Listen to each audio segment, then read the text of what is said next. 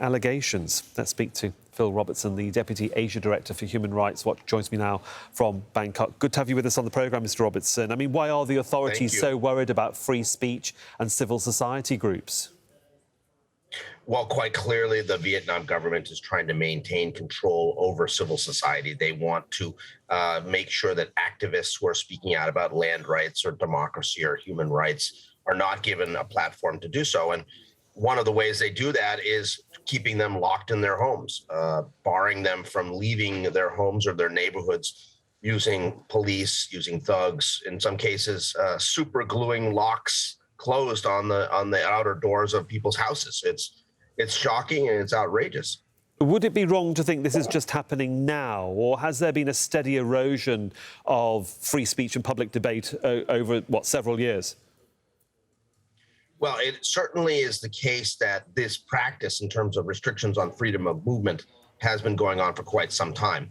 But what we have seen is a significantly worsening situation in Vietnam, with activists given longer prison terms, facing more arrests. I mean, there's been a really concerted effort by the government to try to wipe out the dissident movement in Vietnam. And part of that has been intensifying these kind of restrictions on freedom of movement as well.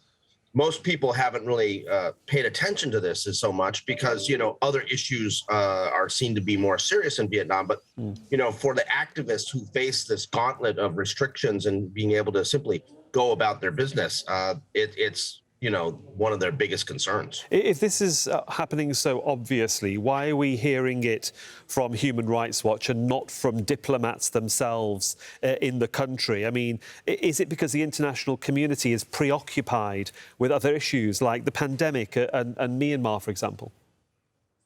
Well, I think we are seeing a real sort of decline of the kind of pressure that we saw in the past against Vietnam on human rights issues. Vietnam, is seen as being a country that is less worse than countries like Burma, where, obviously there's a major human rights disaster that is ongoing after that military coup.